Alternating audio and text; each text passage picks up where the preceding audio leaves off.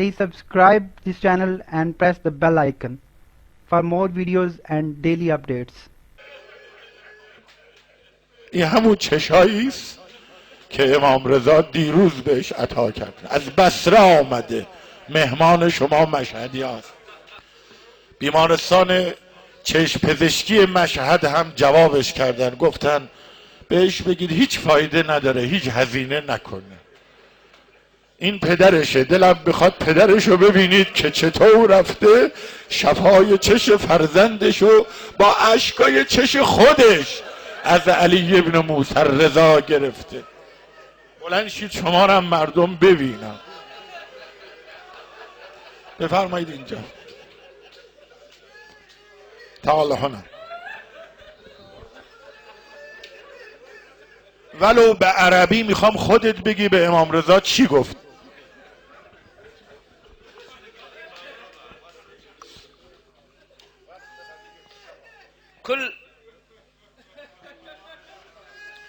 كل مرة أدخل على الإمام أستأذنه بالدخول. عندما جئت لم أستأذنه قط. دخلت عليه والجو كله أظلم. وقفت أمام الضريح بيدي التقرير، قلت له يا علي يا ابن موسى الرضا، يا ابن رسول الله، هذا التقرير تشوف لو ما تشوف.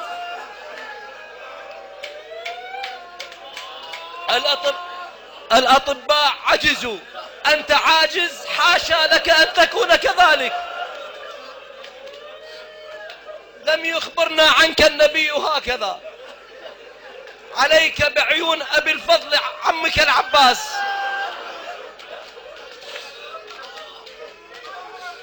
أن تشفي ولدي. بعدها بكيت بكاء شديدا وجلست أصلي وخرجت إلى السقخانة. أنا عطشان، قلت له سيدي لا أشرب ماءك لما ما ترجع عيون ابني. خرجت عدة أمتار وإذا بابني يرفع النظارة ويقول أنا أرى. أجاي أشوف، أنت كل شيء أشوف، وهاي النظارة، وطاني النظارة مالت. فرجعت إليه وشكرته.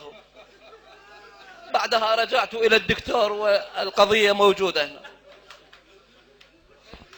شكرا.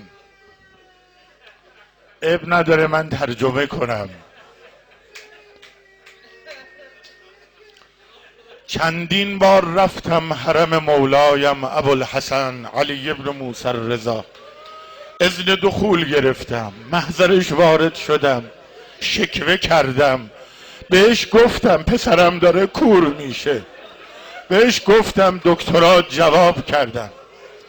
تا روز آخر پروندهشو بردم حرم، پروندهشو رو دستم گرفتم، گفتم امام رضا دکترا عاجز شدن، تو هم عاجزی، دکترا نمیتونن، تو هم نمیتونی. گفت اینا رو که گفتم نمازم خوندم، نشستم برای نماز، از حرم اومدم بیرون، تشنه بودم، خیلی هم تشنه بودم. رو کردم به امام رضا، گفتم سیدی آب حرمتم دیگه نمیخورم، حالا که بچه‌مو شفا نمیدی از سقا خونتم آب نمیخورم.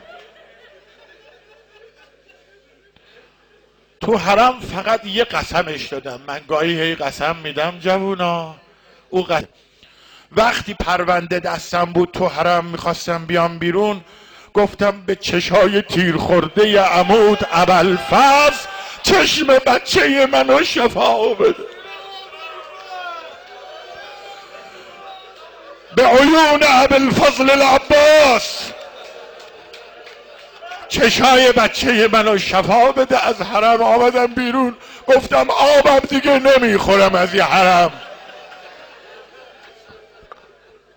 پسرم دنبالم می اومد، پسر من با فاصله 2-3 متری دنبال من می اومد، صدا زد بویا بویا، بابا بابا وایسا، من چشم داره میبینه. عینکم هم که بردارم میبینم بابا چشم خوب شده. اون وقت دیگه قوقایی شد.